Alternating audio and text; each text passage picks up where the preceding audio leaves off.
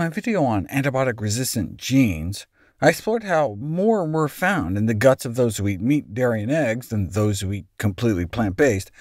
But does the transfer of bacteria from animal foods in the human gut result in differences in actual clinical outcomes, other than food poisoning, of course?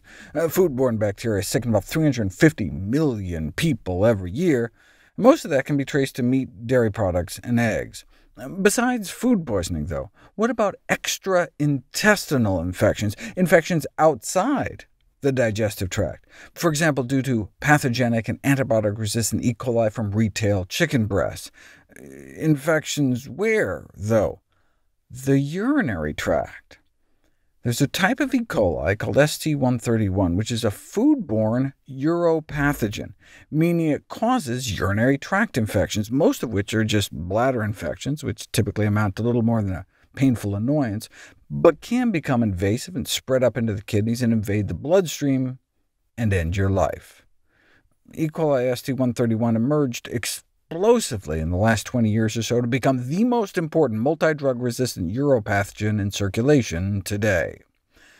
Urinary tract infections are caused principally by ascending E. coli infection via an intestine, stool, urethra route, meaning these E. coli that cause UTIs, called extraintestinal pathogenic E. coli, or exPEC bacteria, start out in the colon, make it to the anus, and then make their way up into the urethra, then into your bladder.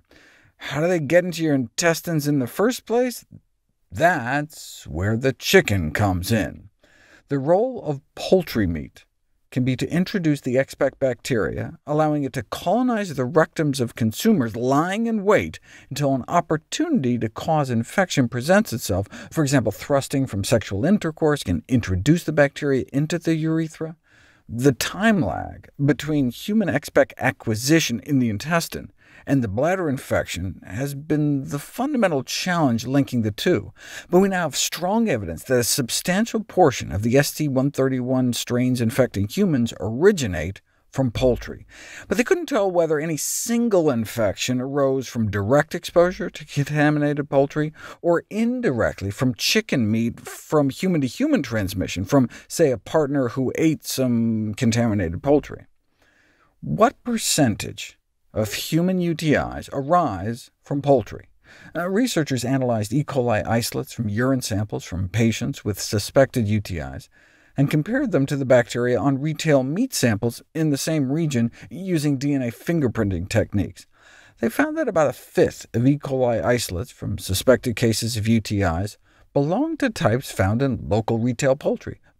21% might not sound like a lot, but E. coli UTIs are one of the most common infectious diseases in the United States, affecting approximately 7 million women, so contaminated chicken may result in more than 1 million UTIs in American women every year. This may explain why women infected with multi-drug-resistant E. coli reported more frequent chicken consumption, putting them at nearly 4 times the odds, though frequent consumption of pork was also a risk factor. Wait, is it found in pigs too? Human exPEC, those extraintestinal E. coli that cause UTIs, have also been identified on pig farms, in pigs, and in retail pork meat, albeit at considerably lower levels than in poultry or chicken meat. So chicken is riskiest, pork less so, and beef could be considered the safest from a UTI standpoint, since cattle don't appear to be a reservoir of these particular types of E. coli.